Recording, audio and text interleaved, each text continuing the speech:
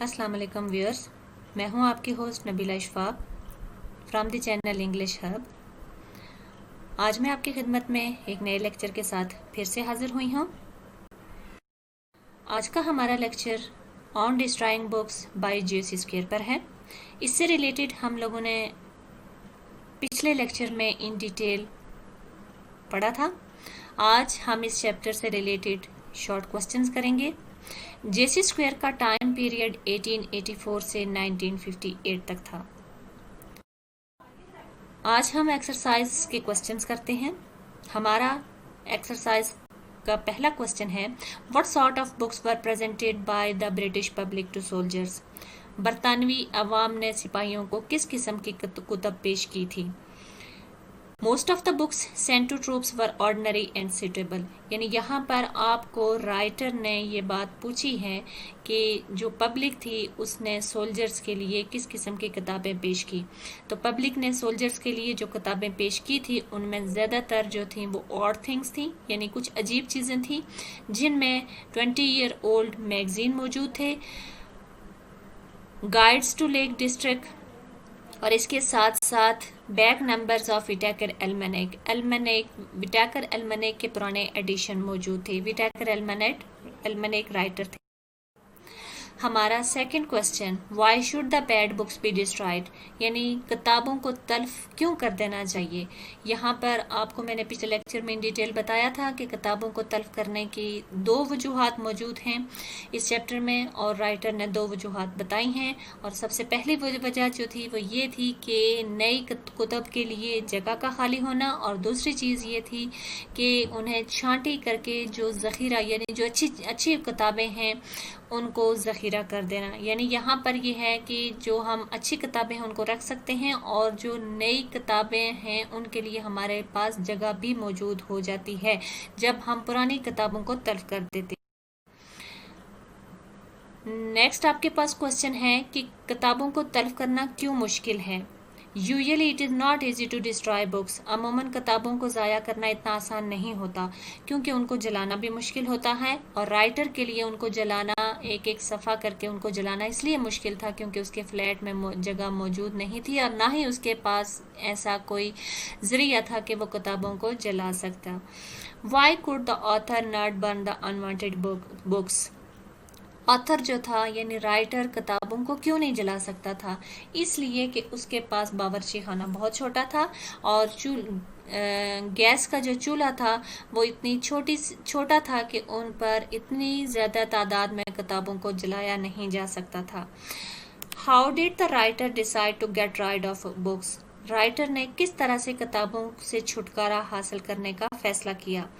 Writer نے کتابوں کو چھٹکارا حاصل کرنے کا فیصلہ اس طرح سے کیا کہ اس نے انہیں دریا میں پھینکنے کا فیصلہ کیا، اور اس نے یہ کتابیں ایک بوری میں بھری، بوری کو اپنے کندھے پر رکھا اور انہیں دریا میں پھینکنے کے لیے گھر سے چلا۔ آپ کے پاس next question describe the author's midnight venture, یعنی یہاں پر آپ سے آتھر کا جو مڈ نائٹ ایڈونچر تھا وہ بیان کرنے کے لیے کہا گیا ہے۔ تو یہ اس کا آنسر دیکھ لیں کہ آتھر جو ہے وہ آدھی رات کو جب کتابوں کو دریا میں پھینکنے کے لیے جاتا ہے تو وہ کچھ لمحے کے لیے خوفزدہ ہو جاتا ہے۔ وہ ہر آنے جانے اور ہر راہگیر کو یہ سمجھتا ہے کہ شاید کسی راہگیر کو اس پر کوئی شک ہو جائے، یہاں تک کہ اس پر خوف طاری ہو جاتا ہے، اور پھر اس کے ساتھ ساتھ وہ پولیس کا بھی اسے یہ خطرہ ہوتا ہے، یہ ڈر ہوتا ہے کہ ایسا نہ ہو کہ مجھے پولیس کانسٹیبل پکڑ لیں، اور کس جرم میں پکڑ لیں کہ ایک بچے کی موت کے حوالے سے، یعنی وہ یہ سمجھیں کہ شاید اس بوری میں کوئی بچہ یا کوئی ڈیڈ باڈی ہی پڑی ہے جس کی وجہ سے مجھے جو ہے وہ گرفتار کر لیا جا سکتا ہے۔ لیکن آخر کار اس نے بوری کو، کتابوں سے بھری بوری کو دریا میں پھینک ہی دیا۔ How did he muster up courage at last to feeling them into the river؟ یعنی کس طرح سے مصنف نے کتب کو دریا میں پھینکنے کا حوصلہ اکٹھا کیا؟ یعنی اس سے یہ بھی خوف تھا کہ اگر میں ان کتابوں کو دریا میں نہیں پھینکتا تو پھر میں خود سے کیسے نظریں ملاؤں گا، یعنی میں سر اٹھا کر نہیں چل سکوں گا۔ لہٰذا اس نے جو اس کی کنفیوژن تھی، جو اس کے اندر ایک کنفلکٹ چل رہا تھا، اس نے اس کو ختم کیا اور حوصلے سے جو ہے وہ کتابوں किताबों को दरिया में फेंक दिया। यहाँ पर आप ये देख सकते हैं कि इस स्लाइड में आपको दो जो है वो पॉसिबल आंसर दिए गए हैं। आप इनमें से कोई भी पॉसिबल आंसर को प्रिपेयर कर सकते हैं। आपके पास नेक्स्ट क्वेश्चन, क्या मुसन्निफ को उन कुतुब से हमदर्दी हुई जिनसे उसने निजात हासिल कर ली थी? जी हाँ, राइटर को जो है वो उन कुतुब के बारे में बहुत हमदर्दी थी, यानी वो उदास था क्योंकि वो ये सोचता था कि अब ये किताबें दरिया की ठंडी तारीख तह में पड़ी हैं और वो हमेशा के लिए फरामोश हो। आपके पास ये एक्सरसाइज के क्वेश्चंस थे। अब आपके पास जो हैं वो एडिशनल क्वेश्चंस आपको बताए जा रहे हैं जो कि आपके पेपर्स में बहुत हद तक अहम किरदार अदा करते हैं।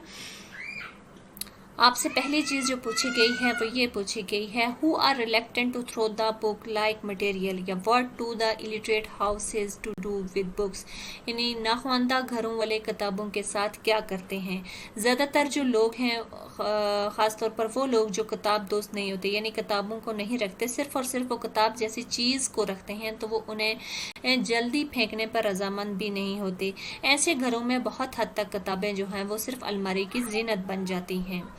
What does J.C. Square mean by the phrase non-bookish people?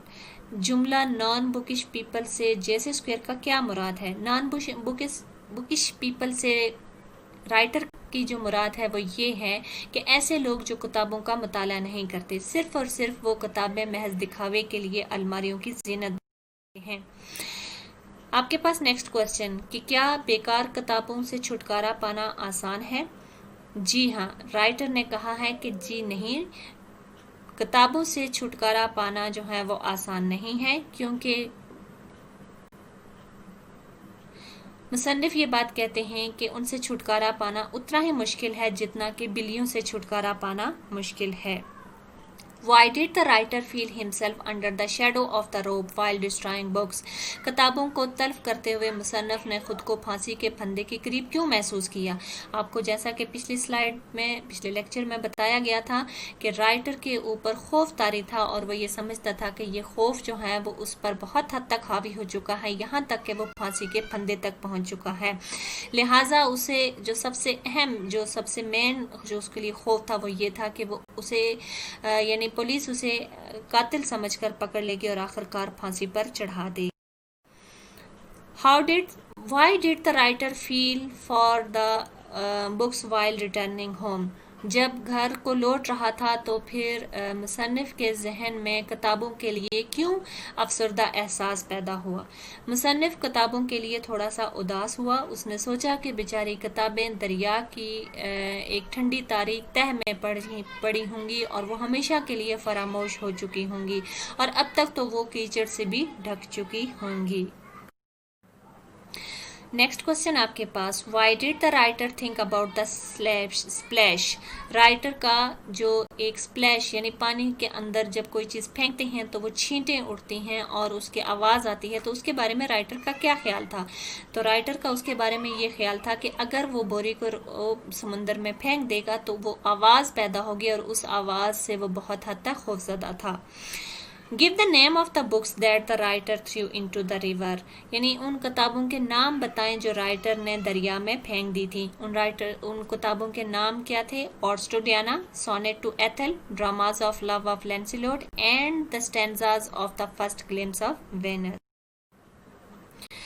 यहाँ तक आज आपका लेक्चर था। अब आपके साथ कुछ इम्पोर्टेंट क्वेश्चन शेयर किए जा रहे हैं जो कि बोर्ड के पॉइंट ऑफ व्यू से बहुत हद तक इम्पॉर्टेंट हैं।